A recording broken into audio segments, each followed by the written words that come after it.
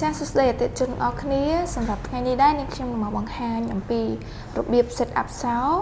ម៉ាក Lenovo ដែលទី1ហ្នឹងគឺខ្ញុំនឹងប្រាប់បង្ហាញពីរបៀប add admin សិនចំពោះសោនេះហេតុអីទៅយើងត្រូវបង្កើតលេខ admin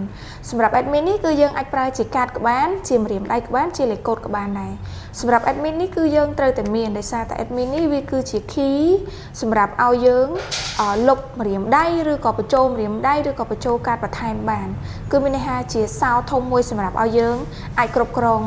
សោនេះបានចាចឹងគឺយើងត្រូវតែមាន admin ដើម្បីអនុញ្ញាតឲ្យបិទឬក៏បើកឬក៏បន្ថែមឬក៏បន្ថយពាក់ព័ន្ធជាមួយនឹងកាតម្រាមដៃឬក៏លេខកូដផ្សេងៗបានសម្រាប់សោរបស់យើងចាចឹងទី1គឺ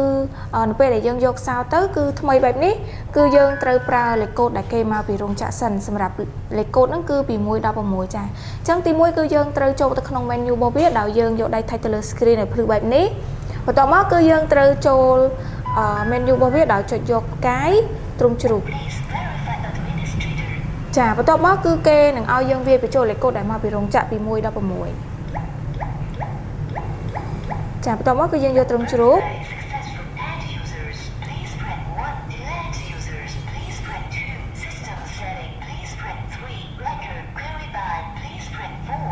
ចាបន្ទាប់មកគឺយើងត្រូវយកលេខ1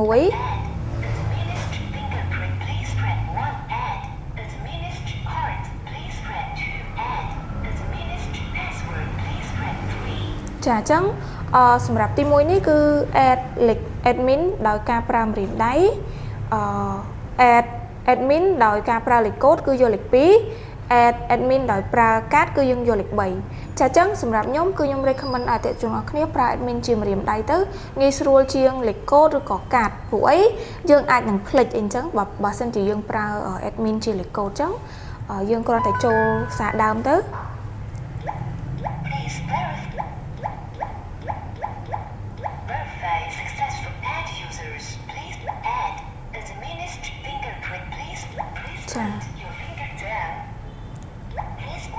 ចាអញ្ចឹងគឺយើងត្រូវបញ្ចូលម្រាមដៃរបស់យើងនឹងចំនួន6ដង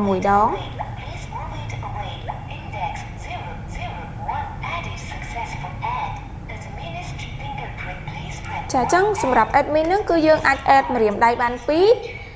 កាតបាន2ហើយនឹងលេខកូដបាន1ចាអញ្ចឹងសម្រាប់អតិថិជនអរគ្នាបើសិនជាចង់ add ថែមមួយទៀតគឺយើងអាច add បន្ថែមដោយចុចលេខ1ហើយយើងដាក់ម្រាមដៃចំនួន6ដងដូចគ្នាអញ្ចឹងបើសិនជាយើងលែងចង់ហើយគឺយើងគ្រាន់តែថយក្រោយដោយចុចផ្កាយទេចាអញ្ចឹងសម្រាប់វីដេអូនេះខ្ញុំនឹងធ្វើអំពីរបៀបដាក់លេខកូដរបស់យើងចាអញ្ចឹងទី1គឺយើងត្រូវយកដៃថាច់ទៅលើ screen យើងចូល menu របស់វាដោយយើងយកផ្កាយទ្រង់ជ្រូកចាបន្ទាប់មកគឺយើងត្រូវបញ្ចូល admin របស់យើងមិញនេះខ្ញុំបានបញ្ចូល admin ដោយការប្រើម្រាមដៃចានៅពេលដែលយើងចូល admin គឺវានឹងឲ្យលេខមក4បែបនេះសម្រាប់ឲ្យយើង add ម្រាមដៃបន្ថែម add កាត add ប្រើលេខកូដ user អញ្ចឹងណាចាអញ្ចឹងគឺយើងត្រូវយកលេខ1ចាអញ្ចឹងគឺយើងយកលេខ2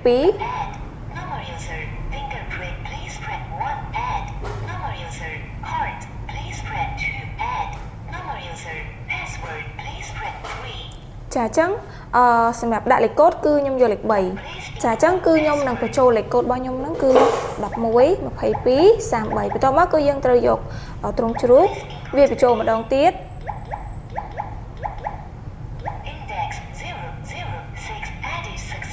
ចាតែប៉ុណ្្នេះជាការស្រេច